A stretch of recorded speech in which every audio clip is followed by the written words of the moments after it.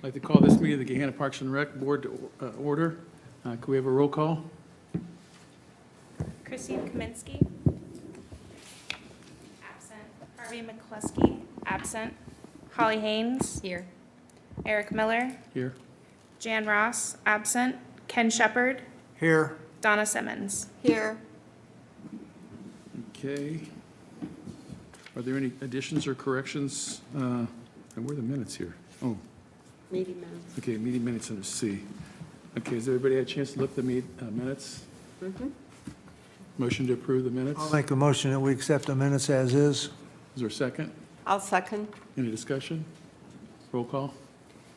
Chrissy Kaminsky. Absent. Harvey McCluskey. Absent. Holly Haynes. Yes. Eric Miller. Yes. Jan Ross. Absent. Ken Shepard. Yes. Donna Simmons. Yes. Are there any additions or corrections to the agenda? No. None. Hearing of visitors.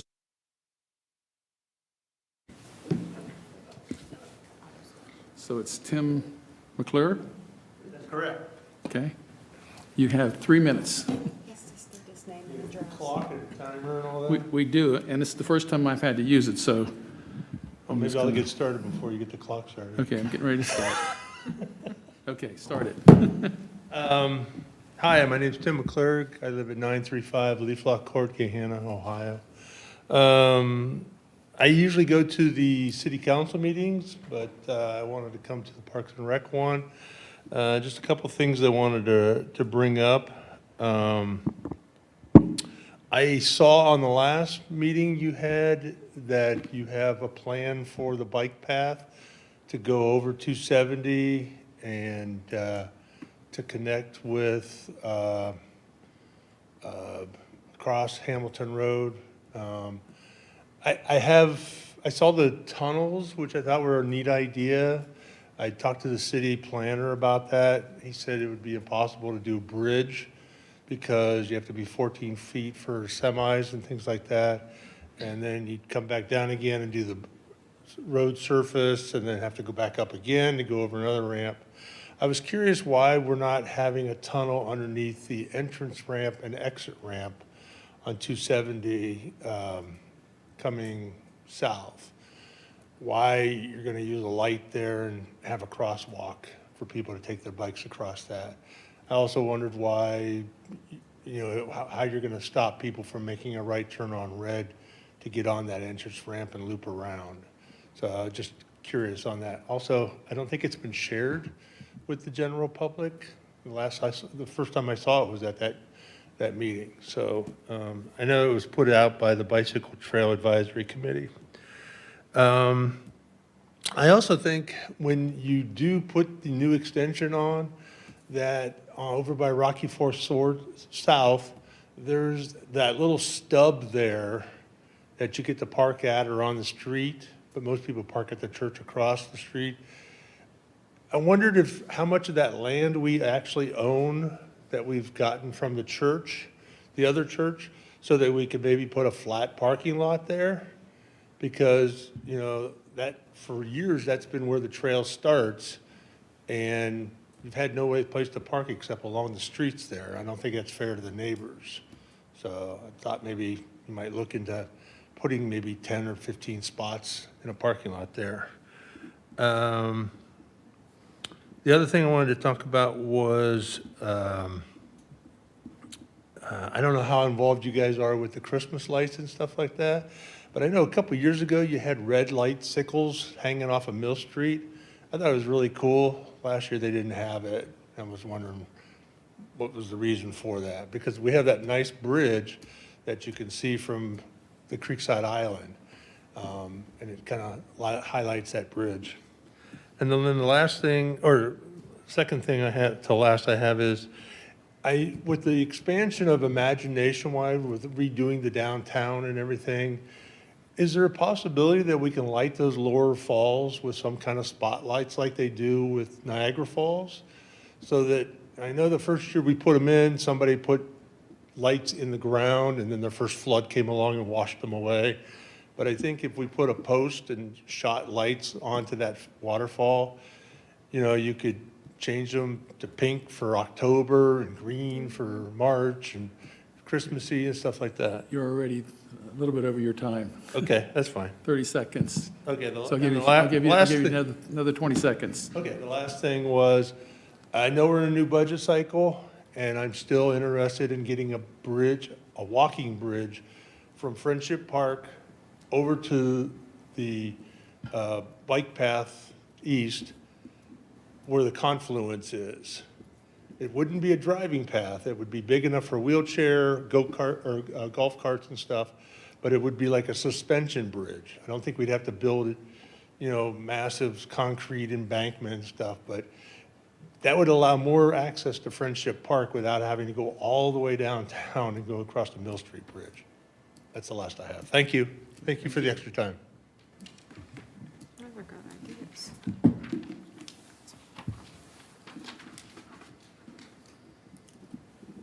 Okay. Correspondence and action? Nothing? Unfinished business? Any unfinished business? How about new business? Thank you. We have a report from our special event supervisor and coordinator. I'm going to hand it over to Brian for an introduction. Good evening. Tonight we have Chelsea Heppert and Tyler Wilson, our community events and volunteer team. I will let them do their presentation, and then we'll have time for questions if there's any at the end. Good evening, everyone. Bear with me while I work with technology and pull up the PowerPoint.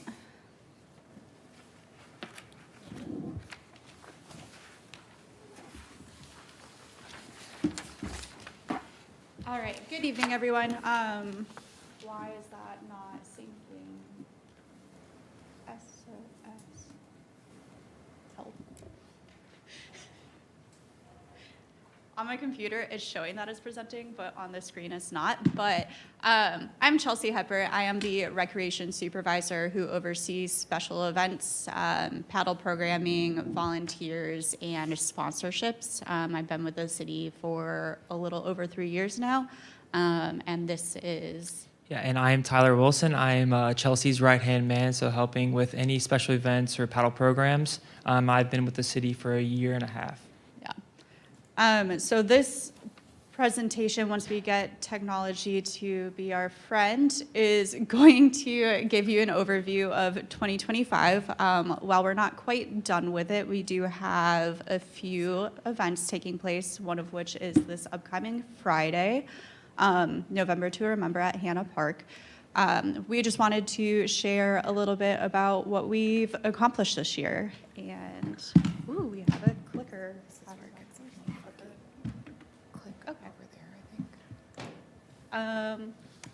Yeah. All right. So in 2025, we had a seasonal staff of 21 to help support our operations with Paddle Gahanna and special events.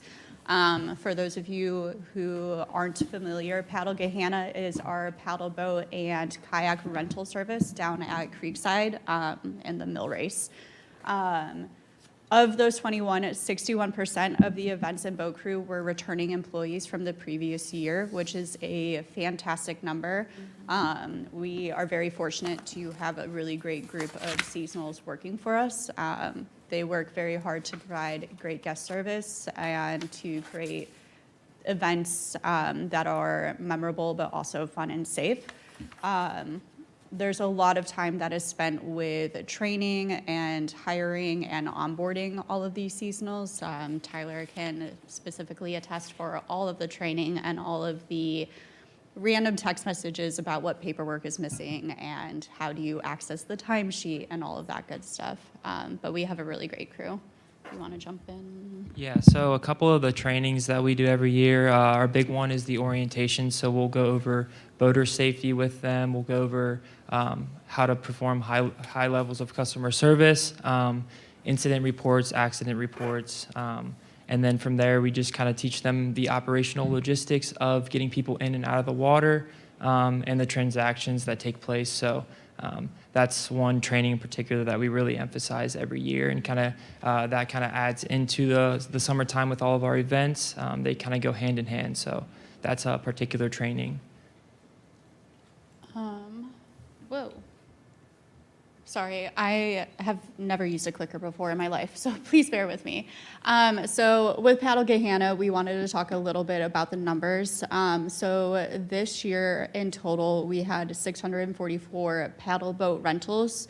Paddle boats are by far our most popular item, with 161 kayak rentals with a gross sales of $8,000. And then for reference, this number is down a little bit compared to 2024. One of the reasons is we experienced a particularly rainy summer, so there were quite a few days where we had to close operations just due to weather. So in 2024, our gross sales were $9,500. Not too far off, but again, accounted for because of the weather.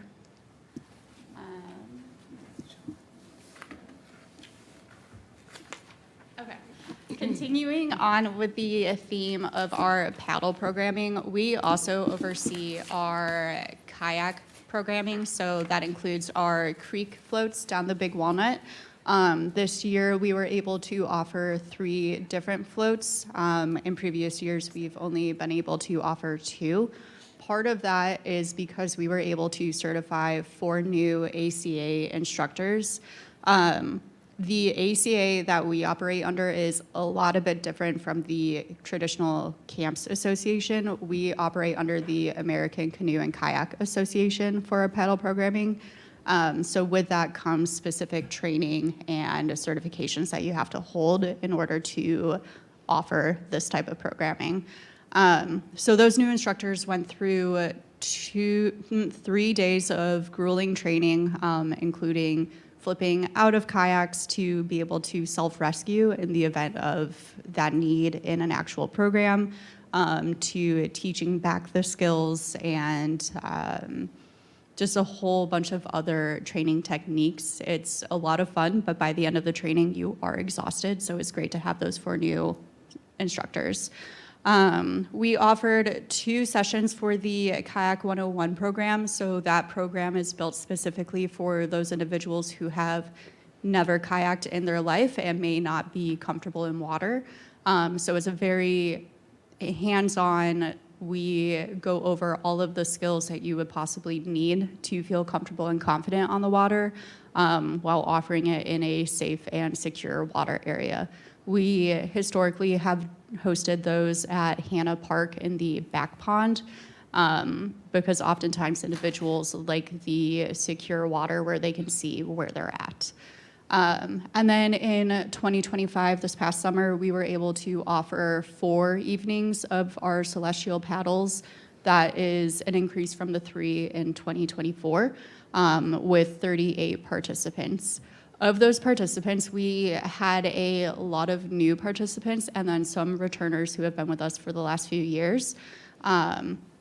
But every single evening that we've hosted them, it's been a fun experience. We float throughout Hoover, and we offer a brief training tutorial before we go out on the water, but we provide the equipment, the safety, and just all that one would need to enjoy an evening on Hoover in a kayak.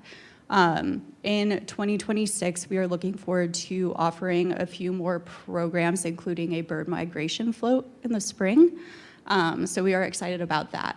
And then another aspect of, and we'll touch on this in a little bit later, but the other reason why we were able to offer an increase in floats and expand our participant base is because we received the Boating and Education Safety Grant from ODNR, which allowed us to purchase an additional trailer and then a significant amount of kayaks. But we'll touch on that in a little bit in more detail. Continuing on with 2025 by the numbers, this is a very, very broad overview, just to go over the internal events versus external events. So in 2025, events hosted by Gahanna Parks and Recreation, we had 17 total events. So that ranges anywhere from the Gahanna Market, Cinema Under the Stars, the Great Gahanna Goblin Fest, Independence Day, and other events that we internally organized. So our total attendance for this year was a little over 23,000. Please keep in mind we do have another event this Friday, so that will increase. And then for reference, in 2024, we had about 25,000 in attendance.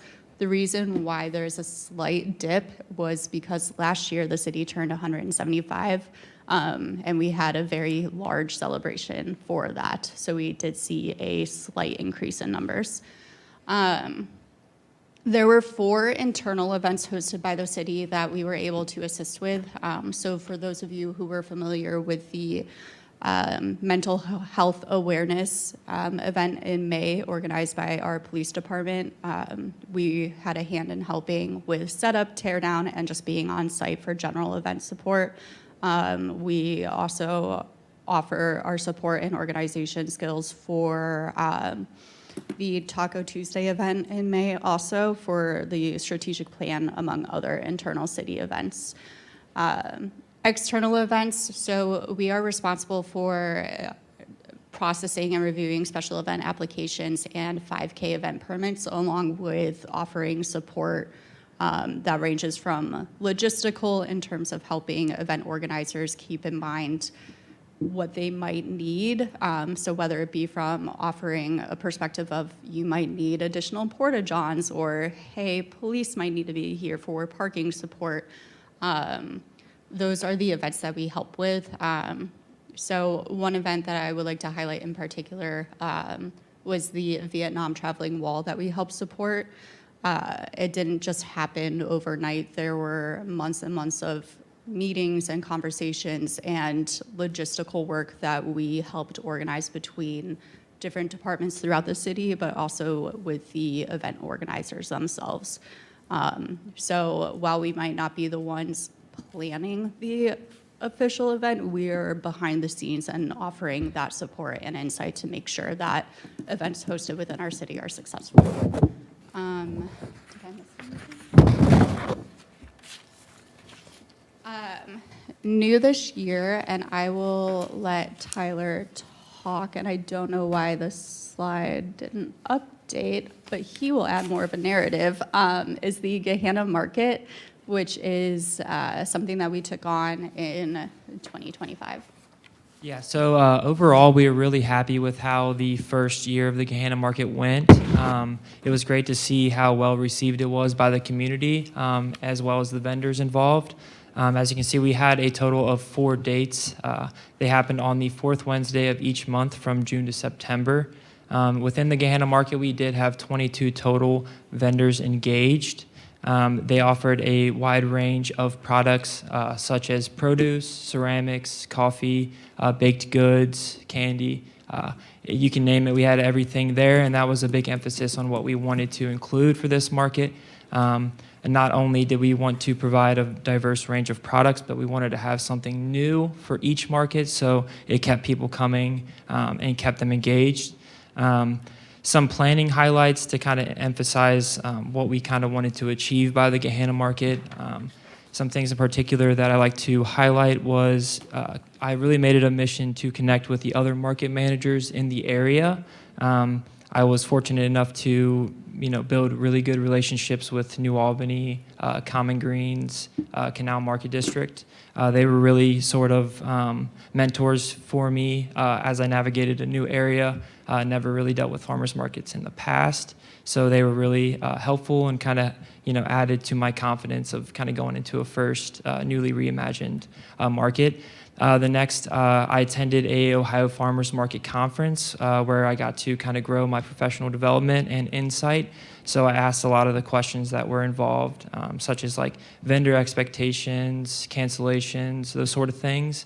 And it was a really great thing. I just attended another one last Friday, and I had a lot more confidence. So I was asking more of the questions, how to prepare better and kind of grow for next year.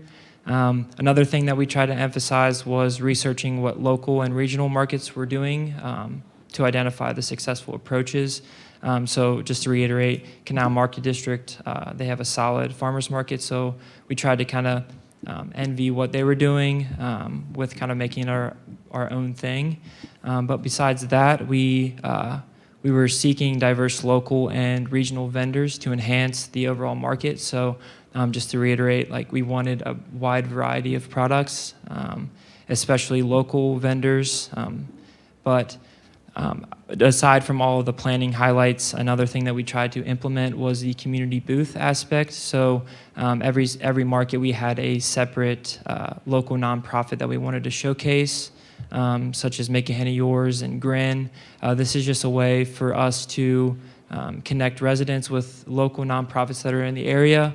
They're doing a lot of great things, so we want to make sure that we're doing that as a public employee. Besides that, we also had a partnership with the Gahanna Metro Library. So they attended all 4 markets, and they included certain activities like a scavenger hunt. They offered book rentals. So we just wanted to partner with a local nonprofit that was able to kind of showcase what our mission and vision was for the market. But I don't think I'm forgetting anything else. No. Can go do the questions? We're going to do questions at the end, Ken. That's right. Yeah. Thank you. Sorry. I do just want to point out while Tyler was talking, it seems simple looking at a slide and looking at it from a distance, especially now that a few months have passed from our last Gahanna market. But Tyler and our seasonal coordinator, they spent hours and hours and hours of dedicated time just trying to make this successful and to make it great for our community, not only for those visiting, but also for the vendors, because if you don't have success for the vendors, you don't have a market. So just to call out Tyler and Ella for all of their hard work this summer. In addition to the Gahanna market, we were able to dive into utilizing OpenGov, which is a online permitting software that the city is using for the building and engineering department along with other departments. So OpenGov is a really, really great software that we are utilizing to put up permits and applications such as the Gahanna Rotary Stage rental permit, our 5K event permit, and then the vendor application. This software, while it is very user-friendly, it did take about 5 months of trainings and learning sessions to even be able to produce one permit. So myself and Brian and Nicole Butler spent a lot of time really getting to know the software to be able to create a positive and easy user experience for those who may need to utilize this permitting system. We are still learning as we go, and it does take a chunk of time, like I alluded to, when it comes to creating a permit onto that software, including multiple test runs to make sure that it's functioning the way that we want it to function, but also to train other departments if they need to be users on that. So one example is the 5K permit. This system is beautiful because it will toggle for other departments so that way they're aware of what's going on, and if they need to provide insight or have a perspective. So for example, the Mifflin Fire Department, they get alerted to 5Ks that hold a certain threshold of participants. So that way from a safety perspective, they are toggled. It is wonderful, and we have had a lot of great feedback from those who have utilized the system. I am currently working on the special event application to put it onto OpenGov. I'm not sure how familiar you are, but it is currently a 12-page paper document that is not always the most user-friendly for people filling it out on paper, but the goal is to transition it to OpenGov to make that process a little bit more seamless, and to make sure that not only the applicant has a streamlined and easy way of populating that information, but also anyone from our police department, our streets and utilities departments, and then the Mifflin Fire Department has access to it all in one go, rather than relying on 30 emails and something getting lost somewhere. So that is what we are currently working on with OpenGov, and we're excited for the future of it. In 2025, much like in 2024, fundraising is a big part of what we do to be able to host these events and programming. In 2025, we were able to secure $55,000 in sponsorship money. On the screen is an example of what the 2025 sponsorship packet looked like. We are currently undergoing the edits for the 2026 sponsorship packet. In 2025, we worked very hard to overhaul the look of it, and to make it something that represented the Parks and Recreation Department in the best light forward, and to also make it easier to read so potential sponsors are able to see the information that they are seeking, but also be able to look at different programming that might work with them with ease. So this year we saw a lot of success. We had a lot of positive feedback for those viewing it, and we're excited for 2026. And as I mentioned earlier, in 2025, we received the ODNR Boating Safety Education Grant. So that grant allowed us, we received a total amount of just over $18,000. So like I said, we were able to purchase a new trailer, which has been instrumental in being able to host programs where we need more boats. We were able to purchase a few higher rated kayaks. That just means that they are able to hold a bigger weight capacity. So some of our instructors, it works out for them because they are 6 feet tall and need that room. And it also expands the programming for individuals who might need that. We were also able to purchase a few additional tandem kayaks that we utilize for middle school adventure days and for camp programming. Class sizes keep growing. We didn't have enough boats to support the need of the classes, so now we are able to match that and to expand that programming.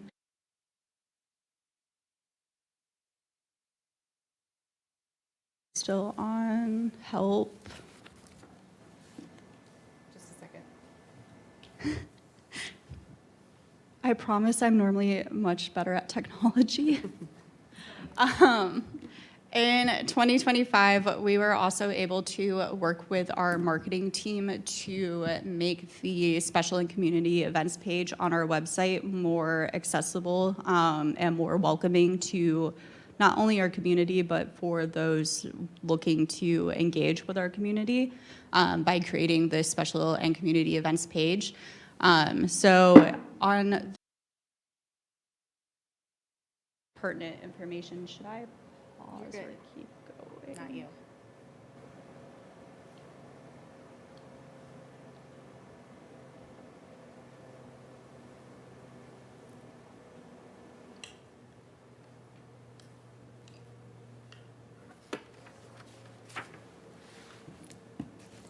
Can you try to reconnect now? Maybe. Or actually, I think. Oh, just kidding.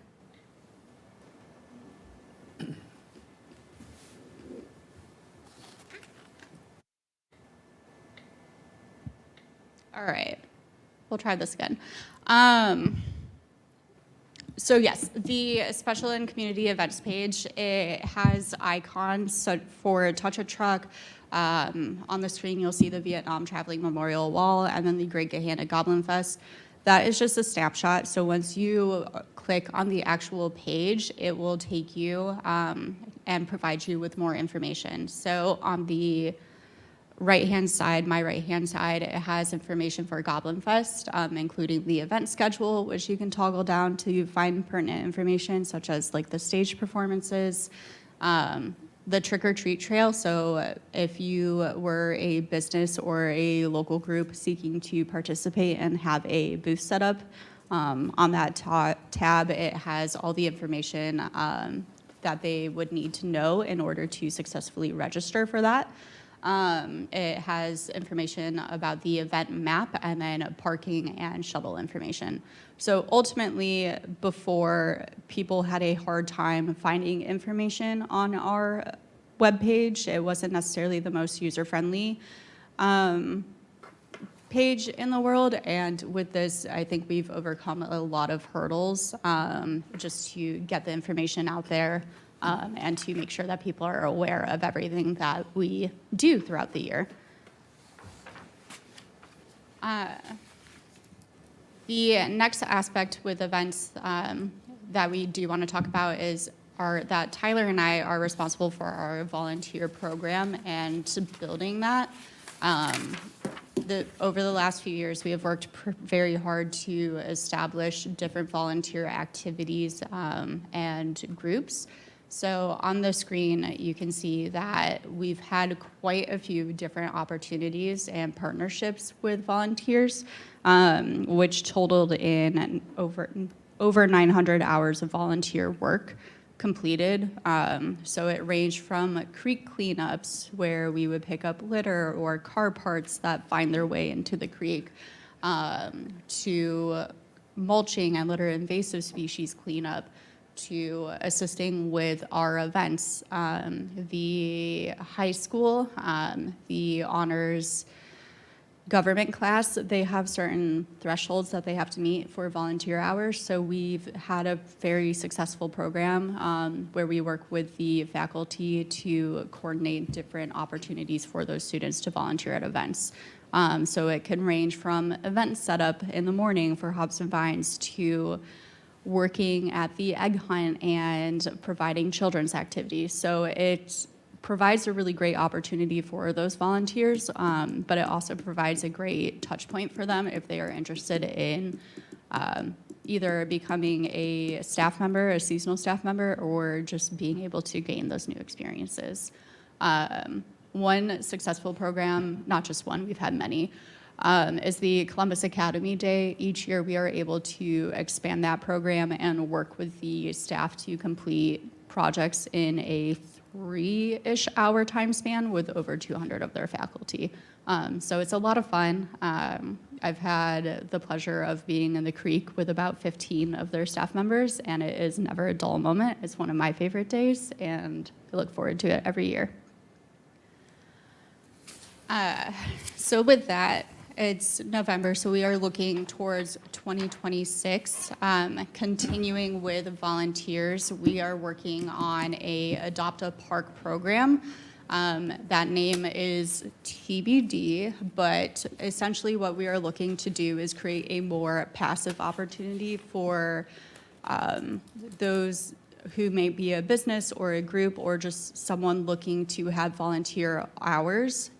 So the goal is to have a select amount of parks picked where somebody is trained specifically in that park. So an example would be Gahanna Woods. Once you adopt that park, you are responsible for the set tasks. You aren't necessarily going to other parks. So you really get to have a understanding of the park and its resources and get a feel for what goes into that maintenance. So Gahanna Woods specifically, there are a lot of honeysuckle and other invasive species, so focusing on that aspect and making sure that it is maintained and we are ahead of the curve. So we are working on a volunteer policy along with training procedures. We want to make sure that the participants in this program are set up for success and that they have the tools and resources that they need in order for this to be a continual thing without necessarily relying on staff and staff time after hours, where this could be a little bit more of a pick up and go once you've gone through the necessary training. Like I said, we are still in the planning stage of it. We actually have a meeting tomorrow to discuss it in detail. So we're excited and we look forward to that. And then in 2026, right now, we have about 23 planned internal events that we are going to host and organize. And then externally, we currently have received 5 special event applications. So 2026 is already looking to be a very busy year, but we're excited for it. Anything else? That's it. Thank you both. I just wanted to share a couple comments before we open it up for questions, but they hit a lot of the stuff I was going to talk on, but similar to our other seasonal staff, we had a record-setting year. Again, that is a lot of work both on our team in terms of just onboarding, but also our HR team in terms of getting all of their paperwork through and ready to go. So I just want to continue to highlight that. Again, very proud of this group for a lot of the great work, but some of the things that I wanted to hit on was the ODNR grant for our new kayaks and equipment, the OpenGov rollout and how we'll continue to utilize that, and then the success of the Gahanna market. I know that's something that the community was looking forward to seeing a return in, and I think it did very well in its first year, and I know it was a lot of work in terms of just the planning to make sure that it was successful. Chelsea hit on it briefly with Gahanna 175, but earlier this year at the OPRA conference, it did win a second place prize for the historical and cultural arts programs and events from last year. So there was a lot of work that went into that last year, but it was great to see some recognition for the team and all of them that worked with that as well. Finally, I just wanted to recognize them. They do a lot. There is a lot on their plate. They have to balance working with internal staff, both within the department, but also across the city, as well as the community groups, the public, the volunteers. There's just a lot that kind of comes at them, and they have to often think on their feet and think quickly. But it also just does take a lot of time to coordinate all of those people in those conversations and get them in the same room. So, you know, they are often pulled. They have their own events that we've talked about and highlighted, but they're often also pulled for support in things like our senior expo with the senior center, or this year the golf course celebrated an anniversary. And so they may not be there for the event specifically or the whole time, but they're often pulled in to help get equipment there or get supplies or just talk logistics. And so that's another really key thing that doesn't get highlighted. And we talked a little bit about the city events with our Gahanna and those things, but there's also a lot of times where, again, their background or just knowledge of our equipment and supplies and what we have is pulled on by the city, whether it's internal staff engagement events, getting certain equipment things out to parks when we have staff luncheons or trainings or things like that. Those do continue to add up in those planning times, and so there's a lot of those that happen year-round. So again, I just want to thank them. I'm very grateful for this team. They do a great job representing the city to our residents. Their role is often, as you can tell by the events that we offer, nights and weekends. It's the epitome of that. You know, whether it's Cinema Under the Stars, those moonlight paddles, the kayak floats on weekends, special events. Those all have to be around when we know the community can come out and attend. And so it's often at the expense of their time. So it's often a challenge over the summer to flex time or to adjust schedules. But they do a great job of it, and continue to put forth a lot of great programming and opportunities for our community to make memories and have a great time out in our parks. So at this time, we'll open up for any questions that you might have. Ken? Yeah, going back to Gahanna Market, 21 total vendors, was that the number that you could limit, or is that just the ones that you signed up? Were there people wanting to display their what products or? Yeah, so for the 21 total vendors, there wasn't 21 total vendors each market. We engaged with 21 total vendors. The layout for our market, it deals with some space limitations. So we try to implement a even variety for the front plaza and then back by the rotary stage. One way in particular that we're looking to grow is to add more space for vendors. So looking to kind of utilize the space more efficiently, but just kind of keeping in mind we are dealing with some space limitations. But yeah. And then I will also jump in. This was the first year for us to be organizing that.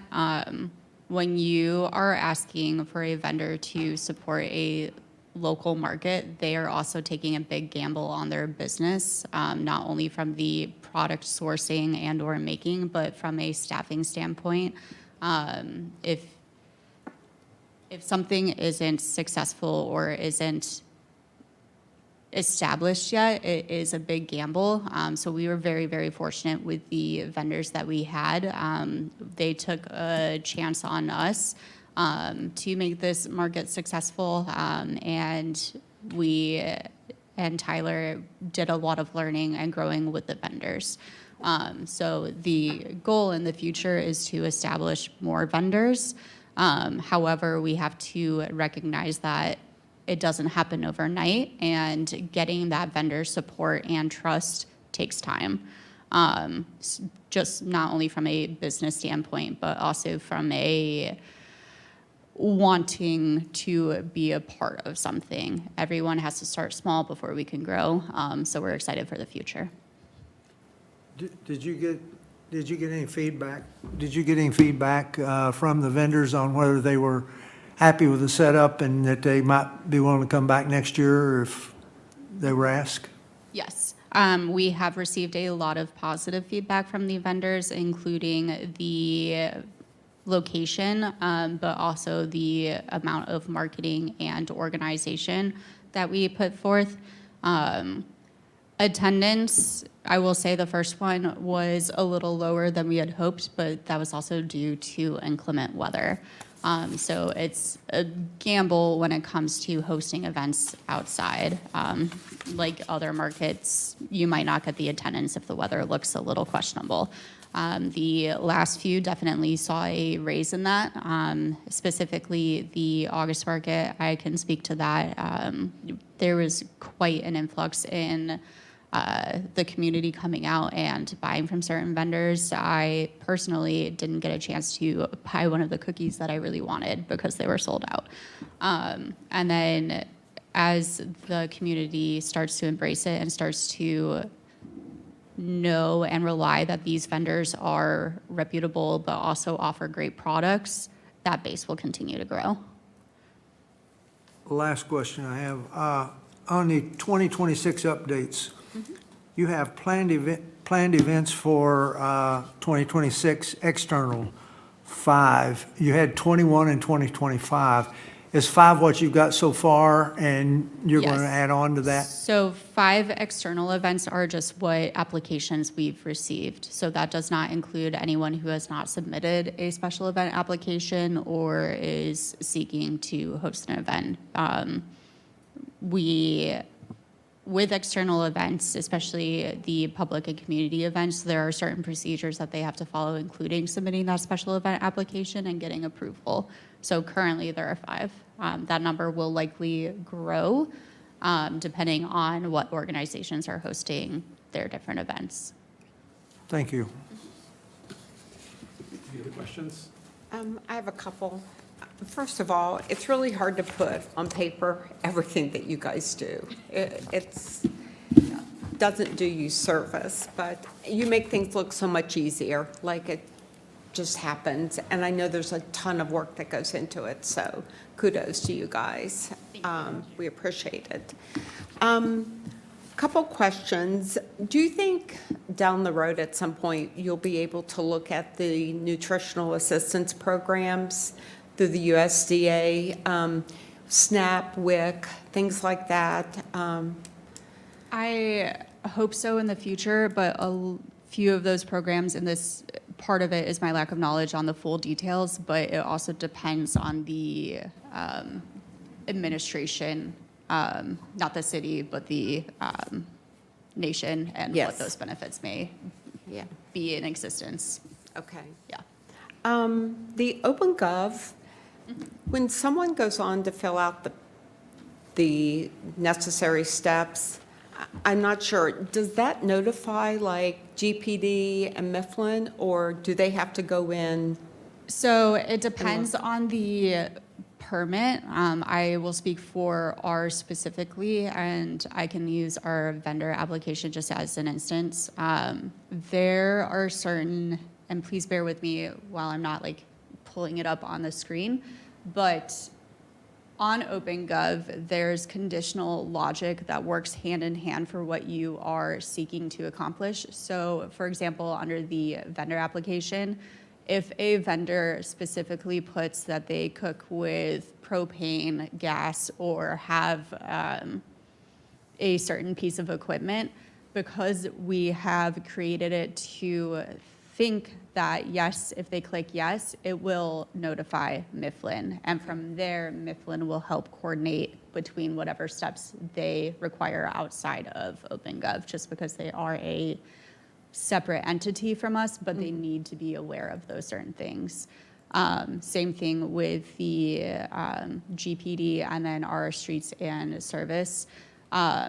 For the 5K, it will toggle a response if it hits a certain threshold or a certain conditional logic. And that same theory will happen with the special events application. So for example, if an organization is requesting special duty officers and they select that, they'll get toggled. Or if there's certain logic that we implement in there, it will toggle for those communications, if that makes sense from like a broad perspective. Okay. One other question. To rent the paddle boats and kayaks, how much is that? $10 Oh, okay. for 30 minutes. It's really fun. It's We really see fun. some proposals. Yeah. We see some cute little first date moments, so it's a fun time. Is That's there a fun. time limit on how long you can rent them? Yes, 30 minutes. 30 minutes, thank you. And one other thing, the Great Goblin Trail, oh my gosh. My neighbors' kids were going crazy. They could not wait for that event. And some of the parents, their kids, I guess there was a football game the same night. Yes, yeah. The kids did not want to go to the football game. The parents did. And so it was a struggle to make everybody happy. But we Nope. continue to get so many compliments on that. Oh, So that's great. That one is good thing one of my came from COVID. No, that event is very, very popular. This year, we saw about 4,500 people in attendance for it, just to put Could that we in have perspective. handled more, do you think?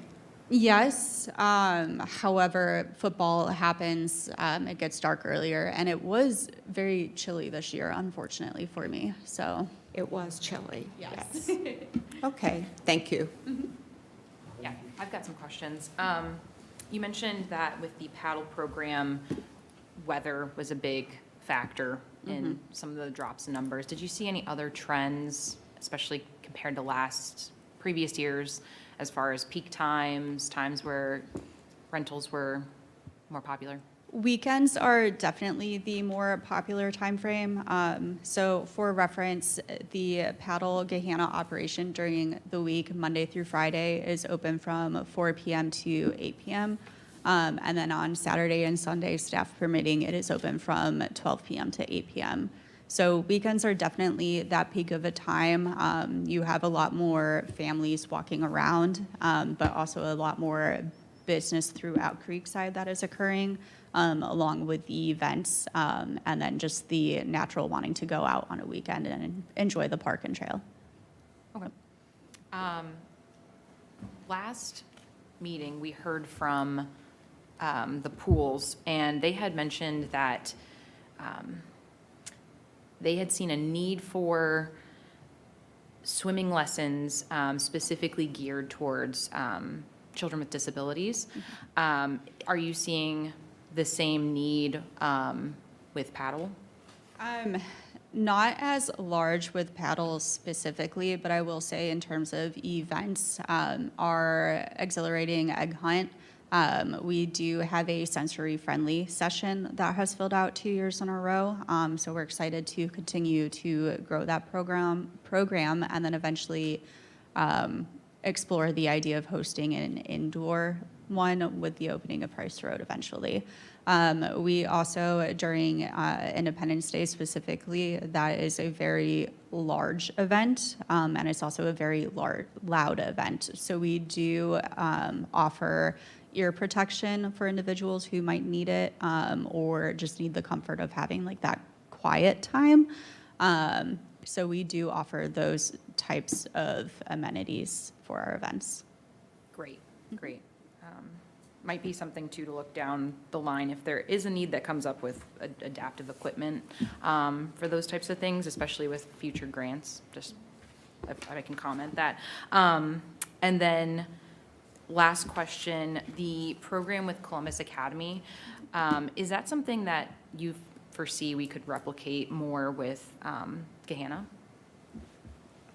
I would love that. I personally know a few teachers who are very involved with their students, but also the community.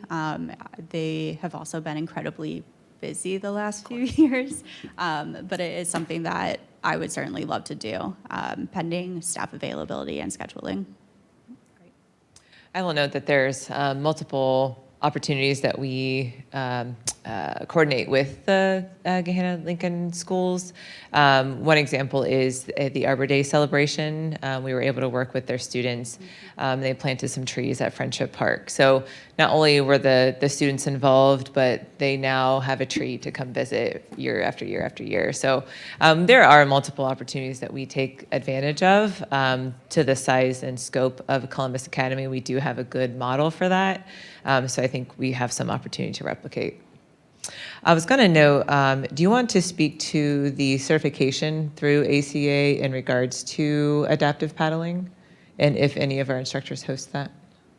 We currently do not have any of that add-on certification. I will say having the 4 new certifications with our instructors has been wonderful, but on the back end of finding someone to teach those courses is wildly difficult. The instructor who has certified about 8 of us, he only offers classes once a year, and it's in Sandusky. We were very lucky to partner with an individual from 5 Rivers Metro Parks. Wow, words are very hard, to offer that. So it is a very strenuous task to not only arrange for the instructor, but also to pull the staff away sometimes during like that peak setup. I would love it, and we have made a few friends with partner agencies, including the adaptive sports specialists. They have a facility in Powell, close in that neighboring area. So working with them to potentially partner, but that might be a ways away, and then depending on any new resources that we receive. Yeah. Thank you all. Any other questions? I have a couple of them already been answered, but Tyler, you know I take an interest in the 5Ks. And so of the 8 5Ks, how many of those were street runs and how many of them were trail runs? So this year in early January 2025, we met with our safety division, so police, fire, and streets and services. We meet with them regularly besides the point. However, we really did a deep dive to look at our procedures with road closure 5Ks, and we are no longer offering that sort of On the 5K. street? We have transitioned to utilizing a route at Academy Park. And truly, we've only had 2 organizations utilize the road closure 5K. A bulk of those 5Ks are utilizing Route B, which you're familiar with, but those utilize the trails more so. So just looking at it not only from a staffing standpoint, but also from a safety standpoint. Right, makes sense. Okay, another question I have, are there going to be any changes for the fees for event permits? Plans to increase the fees? That process is under review to determine what that looks like. Cost of services are continuing to increase, and then the requirement for safety is also increasing just with the any type of large attendance events. So that's still under review, and that will be alongside the process of us implementing and incorporating the permit into OpenGov. Because they're very reasonable. That's Right. why I'm asking. You know, compared to other cities, which are a lot higher, so. Another question I have, how do you advertise for volunteers for all these different events? So it depends, but we utilize our volunteer software that is linked with the city website. We also work with those organizations who might have a good pool, but also on Galaxy Digital. Anyone who has volunteered, their email is still good. active, so we're able to make that call. But in terms of what that advertising looks like with the Adopt a Park program, is going to be a mixture of information on the city website, our volunteer website, and then working with businesses. We work with quite a few who have mandated staff volunteer days, so using those resources and looking at how we can accomplish that. I do want to preface that for the first year of the Adopt a Park program, we would ideally keep it a little bit smaller, so that way we can work out any kinks or problems and make sure that it is successful, so that way we can eventually make it bigger and to grow it. Do you get a lot of corporate volunteers? Okay, that's good. Okay, Chelsea, Tyler, very informative presentation. Thank you so much, and thank you for all your service to the community. So, anybody else have anything? I'll, of course, take the opportunity to jump in. One thing I think it's always important to reiterate, and similar to the aquatics, that a lot of the details that Tyler and Chelsea just presented is directly included in the master plan. So they are working in function with activating that plan. We saw over and over again that the market was something that the community saw as very beneficial and a need. And so that's why a lot of time and effort was placed into that, because there's data behind putting the effort and the time into that commitment. Also, the way of communicating events, they put a significant amount of effort and creativity, but people need to know and understand. And so developing different creative ideas of getting the information out and being very professional in the way that they are presenting the items. We've seen a lot of success in just making sure that more individuals are seeing and understanding what is available to them. Expanded outdoor and adventure programming, again, something through the master plan that we identified, or this community has identified as a need. So expanding paddling, expanding any opportunities to get people to parks for whatever reason it may be. Alternative funding, we always need an opportunity to expand the dollar. So gaining not only the grant fund, but also reviewing other opportunities, and then also creating those partnerships in order to develop the sponsorships later on. So elevating the sponsorship package, creating those relationships with our corporate friends or with other agencies in order to continue to expand how we're able to not only gain the funding, but also gain partners.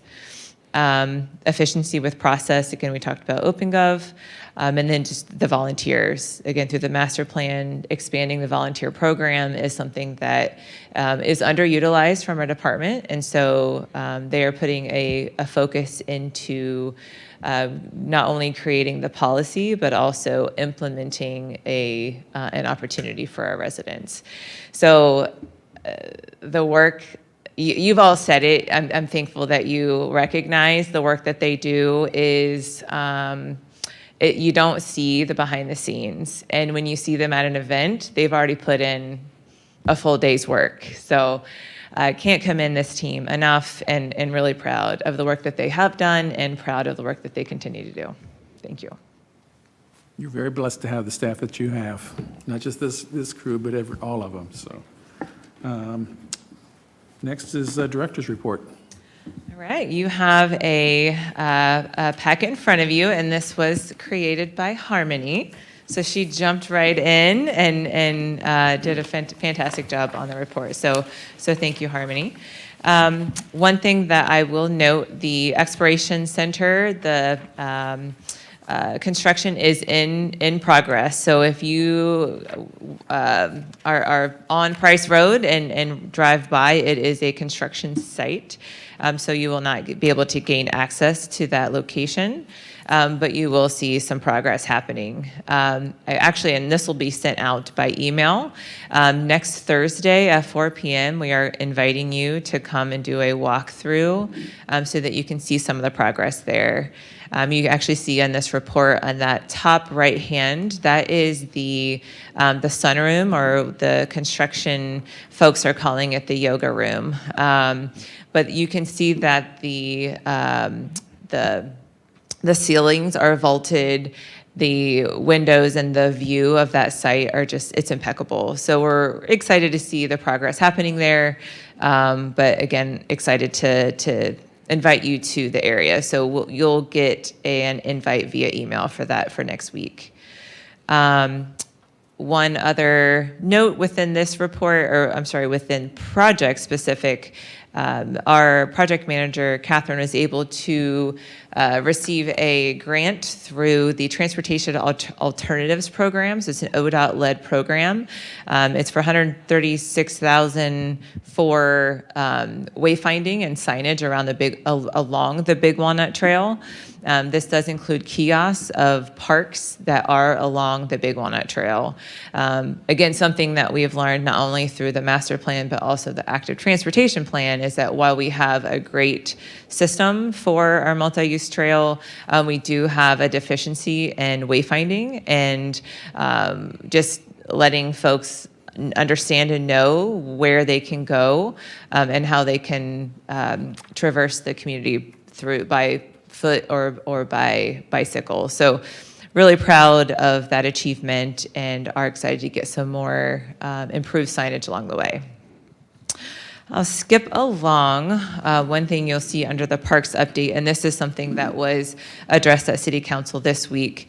There is a deck replacement that is required to occur at the Big Walnut Trail, the bridge that crosses over Big Walnut Creek by Stony Brook Church. There are multiple decks, planks of the bridge that are ultimately in full rot. There are patches that are included into the locations of the most concern, but it is a requirement to replace that. So a closure is forthcoming, but that is something that will impact the trail system significantly. That is it. There's many other activities that are happening, and I did mean to mention with special events. There's a misconception that special events only occur in the summer. This team are busy all year long, and you'll notice that the impact that they do of not only preparing for the next cycle of events, but there are multiple activities that occur all season long. So I wanted to make sure to spell that out for everybody as well. But happy to answer any questions that you have throughout the report. Any questions for Stephanie? Ken? I just have one. What's the Greenkeeper's Revenge? So well, you'll see a photo if you want to put it on the parks. So that large spider. So it's a fun event that our golf supervisor Krista and Joe Hebdo, our superintendent, had come up with. So it's ultimately just putting features. It's a fun way for golfers to get on the course. It's just a silly way to enjoy the golf course. So. Yeah, this was the second year that we were able to do it. We had planned it for 3 years, but weather unfortunately didn't allow us to progress. So yeah, a really fun, creative way to enjoy the golf course. That's not what I envisioned. I envisioned a bunch of guys going out there with shovels and just tearing everything up. Well, Having revenge on the our course. superintendent would not allow that by any stretch of the I know imagination. Joe but would. Joe definitely would. From the greenskeepers, so we're the ones that get to set up the revenge on the golfers. There you Right, go. right. Anything else for Stephanie? I have a question. What is the Hall Memorial Garden Project? There's a family who presented money actually through the Parks and Recreation Foundation in order to host a memorial for a gentleman who utilized the golf course for many years. And so the memorial is taking shape and will be open next spring It's at the golf course? at the golf course. Okay. That's correct. Any other questions? Okay, we'll move into committee reports. BTAC, we don't meet again until January, so nothing to report there. Gahanna Active Seniors, We have a meeting, our last meeting of the year, December 2nd at 3 o'clock. All are welcome. Chrissy's not here, so. So we'll just go to poll members for comments. Holly, anything? Polling members for comments? No? Anna? Nope. Ken? I just wanted to say that I, along with Eric and maybe others, I didn't see everybody there, but we had a very nice turnout for the Veterans Day ceremony yesterday over at the VFW area. And we had quite a few people, and I'd just like to thank Becky Nealon for spearheading this effort. Tyler was there to give his help, and it was chilly, but we did have a nice turnout, and so I was very pleased with the turnout, so. Okay, is there a motion to adjourn? Motion to adjourn. We're adjourned.